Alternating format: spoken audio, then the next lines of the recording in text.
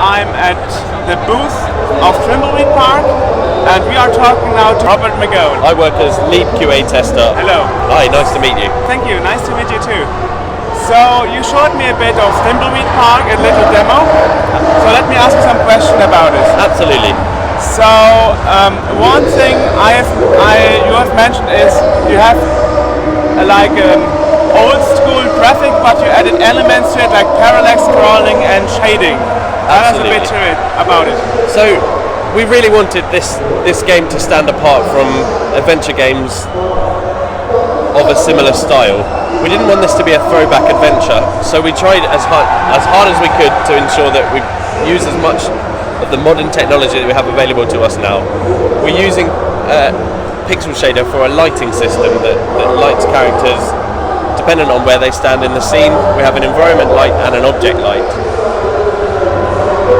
Okay, and also what I see is the graphic is very pixelated, but actually back in the 80s when there was Zack McCracken and Meg mentioned, it wasn't so pixelated because it was on CRT screens.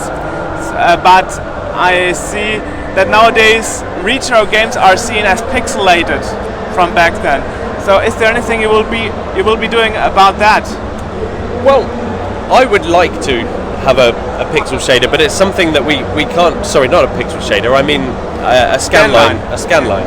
Absolutely. It's something that I would like the game to have, but entirely dependent upon whether we have the time to do it. So currently we are playing it on an Xbox, but I guess it will also be available on other platforms?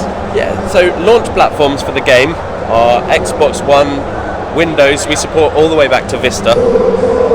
Primarily Windows 10 through their store. The game will be available on Mac, Linux, Android and iOS at release. Will there also be mobile releases at a later point? iPhone and Android. Ah, okay, see. It's interesting that you go back even till Vista, because Vista is about to be unsupported next year. Absolutely, it's something that we've tested. With the test team working on it. Some of us have access to older machines, so we may as well check it if we can. Okay. So I see the story has a lot of Ron Gilbert jokes in it. Absolutely. I think the key humour in the game comes from the dialogue and the situations that Ron Gilbert creates. Okay. So tell us a bit more about the controls, because you said at the beginning it's not a further development of the SCUM interface that is Ron known for. Absolutely. So we use an entirely new engine for the game. We're not using the SCUM engine. The control scheme is made up of a grid of 9 verbs, very similar to the LucasArts adventure games of old. We have an inventory system whereby you can use a verb on an object to create a sentence. Executing that sentence then allows the character to perform certain actions.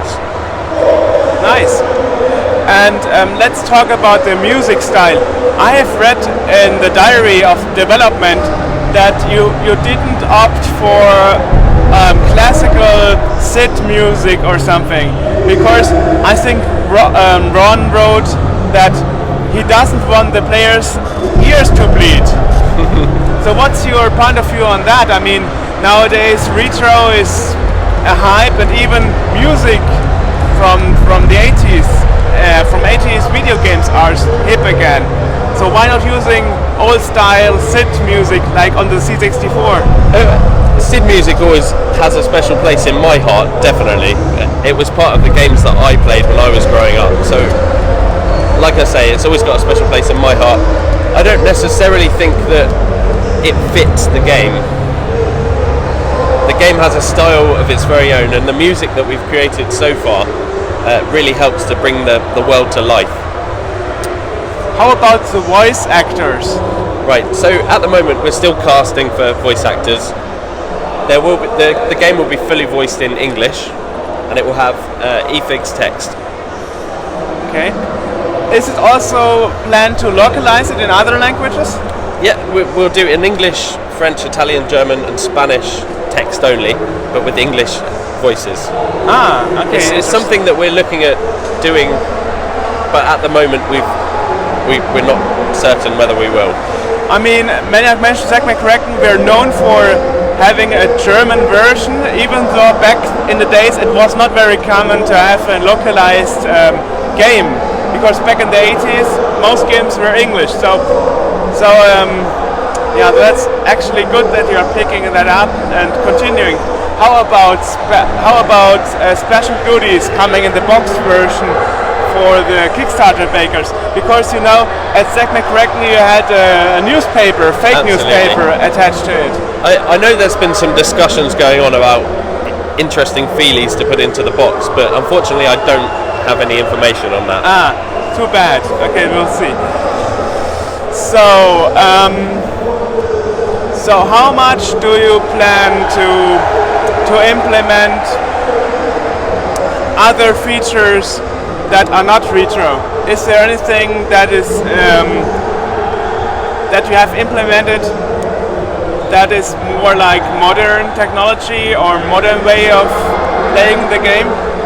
So we touched briefly on the pixel shaders that we have, the parallaxing backgrounds that we have, and the background animations.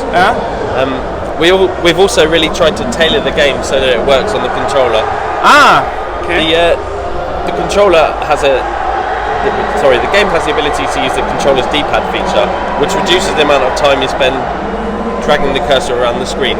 Pressing the D-pad allows you to quickly select verbs or objects that you want to use. You can also use the shoulder buttons to jump between objects on the screen that your cursor is near. And on the PC, will I be able to use a mouse? You can use mouse and keyboard, it's fully supported. The keyboard has some keyboard shortcuts that allow you to quickly select the verbs. You can also switch characters using the number keys. Okay, so do you already think about making a successor if this is becoming a huge success? I think it's something they've talked about, but it does entirely depend on whether this game is successful. Okay, so when do you plan to finish the game? The current release estimate is Q1 of 2017. So yeah, the start of early next year. Okay. Well, thank you for your time and answering my question. Nice to meet you. Thank you very much.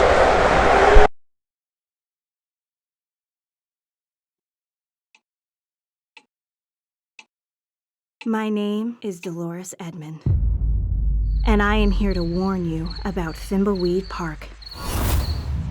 My uncle built the town and the world-famous pillow factory using his brains, sweat, arrogance, and ego. Thimbleweed Park was the center of the social scene. Parties, movie stars, and the rich and famous all drawn to its flickering light of promise and vision of the future. Then the factory fell on hard times. Everything slipped away, and the town descended into the shell of decay and pity before you. Leaving the pillow factory to me was my uncle's only plan for redemption. He knew I could save it, and him, from ruin in the eyes of history. But I don't want to save it. Something terrifying is happening. Something that itches and festers and grows with each scratch. Something I know my uncle started, and his death is making stronger.